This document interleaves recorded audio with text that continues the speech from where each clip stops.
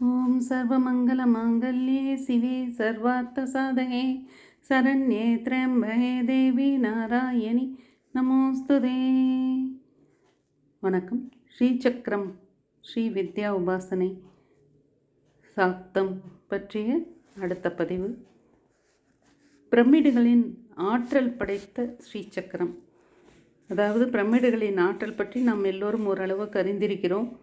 அடிப்பாகம் சதுரமாகவும் 4 சமமான 2 சமபக்க முக்கோணங்களினால் கட்டப்பட்ட கூம்பு வடிவமே பிரமிடு.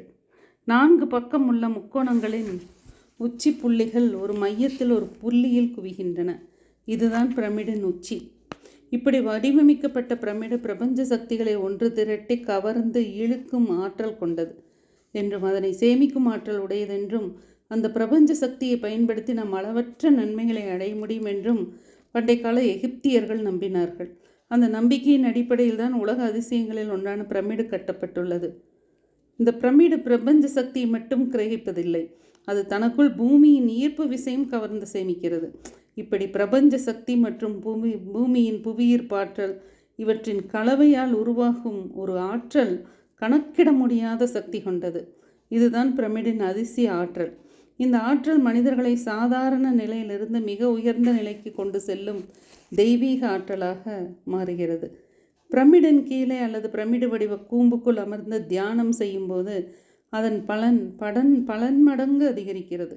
சாதாரண இடங்களில் தியானம் செய்யும்போது மன அமைதி கிடைக்கும். ஆனால் பிரமிடு போன்ற அமைப்புக்குள் உட்கார்ந்து தியானம் செய்யும்போது சாதகர் பல அதீத உணர்வுகளை அடைகிறார். பிரமிக்கத்தக்க அமானுஷ்ய காட்சிகளை காண்கிறார். மேலும் அவரது உள்ளுணர்வு பல தளங்களை தாண்டி மிக உயர்ந்த நிலைகளை அடைகிறது. இதன் காரணமாக சாதகர் சாதாரண தியானத்தில் பெறுவதை விட மும்மடங்கு ஆற்றலை பெறுகிறார். மனச்சோர்வு, மன அழுத்தம், மன உளைச்சல் ஆகியவை இந்த பிரமிடு தியானத்தினால் பெருமளவில் குறைந்து போவதாக ஆராய்ச்சிகள் தெரிவிக்கின்றன. இந்த பிரமிடை ஒட்டியே தான் நமது கோயில்களும் கட்டப்பட்டுள்ளன. கட்டுப்படுத்தப்பட்ட பிரபஞ்ச சக்தியும் புவியீர்ப்பு விசை ஆற்றலும் பிரமிடுக்குள் வைக்கப்படும் பொருட்களை அப்படியே பல நாள் வைத்திருக்க உதவுகின்றன. அவைகள் அழுகுவதில்லை. மிருகங்களின் உயிரற்ற உடல்கள், பழங்கள், காய்கறிகள் ஆகியவற்றை பிரமிடுக்குள் வைத்தால் அவைகள் அழுகி நாற்றம் எடுப்பதில்லை. இந்த அடிப்படையில் தான் எகிப்திய மன்னர்களான பாரோக்களின் உயிரற்ற உடல்களை பாடம் செய்து மம்மிகளாக்கி பிரமிடுகளின் கல்லறைகளில் பத்திரப்படுத்தி வைத்தனர். பல ஆயிரக்கணக்கான வருடங்கள் கழிந்த போதிலும் அந்த உடல்கள் அழுகாமல் அப்படியே இருக்கின்றன. இது பிரபஞ்ச சக்தி தான் காரணம். பிரமிடின் மைய பகுதியில் காந்த சக்தி குவிகிறது. பிரமிடுக்குள் மிக அற்புதமான அதிர்வலைகள் உண்டாகின்றன. இது மனிதர்களின் மன உணர்வுகளை மேம்படுத்துகின்றன. அழுகுவதை தடுத்து செல்களை அப்படியே வைத்து கொள்ள உதவுகின்றது. பிரமிடுக்குள் சென்று வந்தவர்களினால் உள்ளே என்ன நடந்தது என்பதையோ அல்லது எப்படிப்பட்ட அனுபவங்களை அடைந்தார்கள் என்பதையோ வார்த்தைகளால் விவரிக்க முடிவதில்லை. ஒவ்வொருவருக்கும் ஒவ்வொரு விதமான அனுபவம். ஒரு முறை மாவீரன் நெப்போலியன் இந்த பிரமிடுக்குள் என்ன இருக்கிறது என்பதை தெரிந்து கொள்ள ஆர்வம் கொண்டு எதற்கும் கலங்காத அஞ்சம் நெஞ்சம் கொண்டவர் அவர். ஒரு நாள் இரவு பிரமிடுக்குள் தங்கினாராம். அவருக்கு எப்படிப்பட்ட அனுபவம் ஏற்பட்டதோ, கல்லறையிலிருந்து வெளிப்பட்ட அவர் முகம் பேயறைந்ததை போல் இருந்தது. யாருடனும் எதுவும் பேசாமல் மௌனமாக இருந்தார். என்ன ஆயிற்று என்று படைத்தளபதிகள் கேட்டபோது பிரமிப்பின் உச்சியில் இருந்த நெப்போலியன், நான் எத்தனையோ ரகசியங்களை அறிந்து கொண்டேன், ஆனால் அதை சொன்னால் யாரும் நம்ப மாட்டார்கள் என்று கூறிவிட்டார். உண்மையான பிரமிடுகளுக்கு மட்டும் இல்லாமல் அசல் பிரமிடுகளைப் போல காகிதம் மற்றும் அட்டையால் கட்டப்பட்ட பிரமிடுகளை கொண்டு மனிதர்களின் நோய்களை குணப்படுத்த முடியும் என்பதை ஆராய்ச்சிகள் நிரூபித்திருக்கிறது. செயற்கை பிரமிடுகளுக்குள் வைக்கப்பட்ட பழங்கள், பால் போன்ற விரைவில் கெட்டுப்போகும் பொருட்கள் அதிக நாட்கள் கெட்டுப்போகாமல் இருக்கிறது. காஃபி, ஒயின், பழச்சாறு போன்றவற்றின் ருசி அதிகமாகிறது. பிளேடு, கத்தி போன்றவற்றின் கூர்மை அதிக நாட்களுக்கு மழுங்காமல் இருக்கிறது. பிரமிடுக்குள் உட்கார்ந்திருப்பதன் மூலம் உடலில் பட்ட காயங்கள் சீக்கிரம் குணமாகின்றன. நோய் எதிர்ப்பு சக்தி அதிகமாகிறது. ஆஸ்துமா, நாட்பட்ட தலைவலி, சளி, இரத்த கொதிப்பு, மூட்டு வலிகள் போன்ற நோய்கள் கட்டுப்படுத்தப்படுகிறது. தூக்கமின்மையும் சர்ம வியாதிகளும் தீர்கின்றன என்று பல நாடுகளில் பல்வேறு அறிவியல் வல்லுநர்களினால் இந்த ஆராய்ச்சிகள் சொல்லப்பட்டிருக்கிறது. பிரமிடுகளை குறித்த ஆராய்ச்சிகளை மேற்கொண்ட அறிஞர்கள் சிலர் இந்தியாவின் சக்தி இயந்திரமாக கருதப்படும் ஸ்ரீசக்கரம் வேறுபட்ட அமைப்பு தான் பிரமிடு என்ற உண்மையை உலகுக்கு அறிவித்திருக்கிறார்கள். சூரியனை முதல் காரணமாக கொண்டு அந்த கணிதத்தின் அடிப்படையில் தான் பிரமிடுகளை கட்டியிருக்கிறார்கள். ஸ்ரீசக்கரத்தில் உள்ள 9 ரேகைகள் 9 கிரகங்களை குறிக்கின்றன. எகிப்தில் உள்ள பெரிய பிரமிடான கிசா பிரமிடின் அடிப்படை முக்கோணம் நமது ஸ்ரீசக்கரத்தின் முக்கோணத்தை சரியாக ஒத்திருக்கிறது. அண்டவெளி சக்தியை பிரமிடு தனக்குள் ஈர்த்து வெளிப்படுத்துவதைப் போலவே ஸ்ரீசக்கரமும் பிரபஞ்ச சக்தியை ஈர்த்து தன்னுள் அடக்கி கொண்டு அதை தேவையான அளவிற்கு நமக்கு கொடுத்து நமது குறைகளை தீர்த்து வைக்கிறது. ஸ்ரீசக்கரத்தை வைத்து கொண்டு அதன் முன்னால் அமர்ந்து நாம் மந்திரங்களையும் ஸ்லோகங்களையும் பக்தியோடு சொல்லும்போது மந்திர ஒளிகள் அதன் மீது பட்டு அதிக ஆற்றலோடு திரும்பி வருகின்றன. இவைகள் அதிக அளவில் நேர்மறை சக்திகளை கொண்டவையாக இருக்கின்றன. இந்த அதிர்வலைகள் நமது மனக்குழப்பத்தை நீக்குகின்றன, நோய்களை போக்குகின்றன, குடும்பத்தில் ஒற்றுமையை உருவாக்குகின்றன. இதன் காரணமாகத்தான் ஸ்ரீசக்கரம் வைக்கப்பட்டுள்ள இடங்களில் நேர்மறை அதிர்வுகள் அதிக அளவில் செறிந்து காணப்படுகிறது. இவைகள் நல்ல திருப்பங்களை வாழ்க்கையில் ஏற்படுத்தி பக்தர்களின் ஆசைகளை பூர்த்தி செய்கின்றன. ஸ்ரீசக்கரத்தை வீடுகளில் வைத்து பூஜை செய்வதாலும் வியாபார தலங்களில் வைத்து கற்பூர தெய்வங்களை காட்டி வழிபாடு செய்வதாலும் பல நல்ல பலன்களை அடையலாம் என்பதை நம் முன்னோர்கள் அறிந்தே அவைகளை பயன்படுத்தி இருக்கின்றனர்.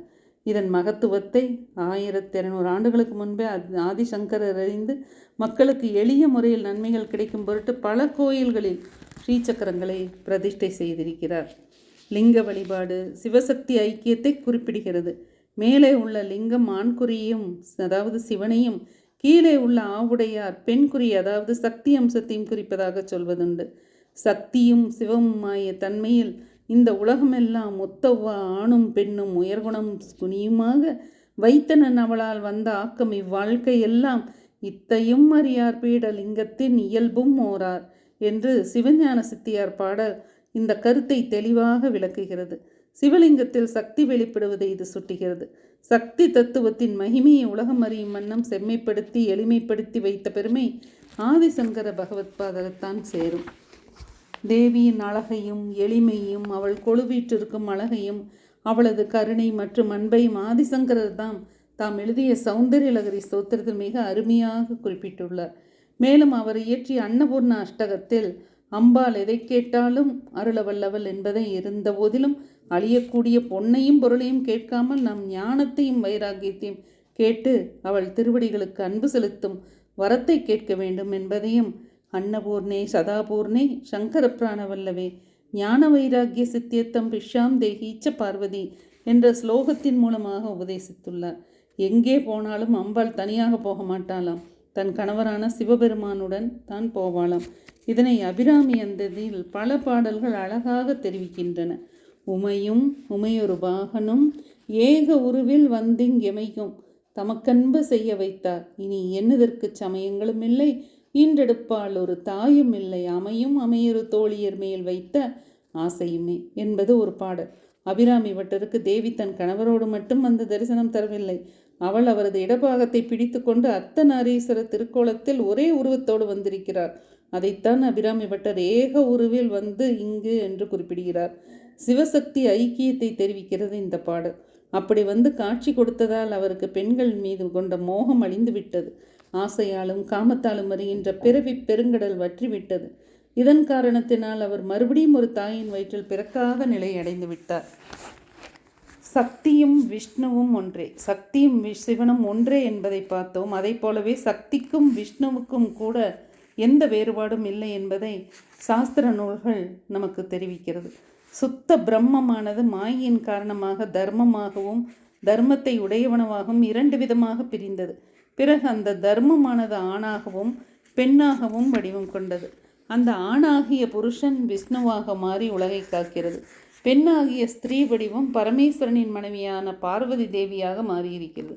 இவை மூன்றும் சேர்ந்தது அகண்ட பிரம்மம் என்னும் சைவ ஆகமங்கள் நமக்கு சொல்லுகிறது. ஈசனுக்கு கோரம் அகோரம் என்று 2 முகங்கள் சொல்லப்பட்டுள்ளன. இவற்றில் அகோரம் எனப்படும் அழகான முகம் தேவி பராசக்தியுடையது என்று அப்பைய தீட்சிதர் கூறுகிறார். அம்பாளுக்கு கோவிந்த ரூபிணி, விஷ்ணு ரூபிணி என்றெல்லாம் பெயர்கள் உண்டு. அவள் விஷ்ணு ரூபமாக இருக்கும் காக்கும் கடவுள். அவளும் கோவிந்தனும் வேறல்ல. இதைத்தான் புராணங்கள் அவளை விஷ்ணுவின் சகோதரியாக சொல்கின்றன. தாயே மலைமகளே செங்கன்மாள் திரு தங்கச்சியே என்று அபிராமி அந்தாதியின் ஒரு பாடல் குறிப்பிடுகிறது. மற்றொரு பாடல் இன்னும் ஒருபடி மேலே போய் அபிராமியே பார்க்கடலில் பள்ளி கொண்ட பரந்தாமனாக காட்டுகிறது. தரங்கக் கடலுள் வெங்கட் பணியணை மேல் துயில் கூறும் விழுப்பொருளே என்று பார்க்கடலில் சிவந்த கண்களை கொண்ட ஆதிசேஷன் மீது யோக நித்திரையில் ஈடுபட்டுள்ள மகாவிஷ்ணுவாக இருக்கின்ற விழுப்பொருளாக இருப்பதும் அபிராமவல்லியே என்று நான் அறிந்து கொண்டேன் என்கிறார் அபிராமி பட்டர். இவற்றிலிருந்து சிவன் வேறு சக்தி வேறு என்றோ சக்தி வேறு விஷ்ணு வேறு என்றோ என்ன தேவையில்லை என்பதை நாம் அறிந்து கொள்ள வேண்டும். இந்த ஸ்ரீ சக்கரத்தின் பிந்துஸ்தானத்தில் ஸ்ரீ திரிபுர சுந்தரி தனது கணவரான காமேஸ்வரனுடன் எழுந்தருளி அருள் பாலிக்கிறார். எந்திரங்களிலும் தகடுகளிலும் மட்டும் ஸ்ரீசக்கரம் அமைக்கப்படுவதில்லை. நமது பெற்றோர் கொடுத்த நம்முடைய மனித உடலும் கூட ஸ்ரீசக்கரம் அமைந்திருக்கிறது. அங்கே பராசக்தி தன் கணவரான சிவபெருமானோடு எழுந்தருளி இருக்கிறார் என்பதை யோக நூல்கள் தெரிவிக்கின்றன. அதை பற்றி மேலும் பார்ப்போம். வணக்கம்.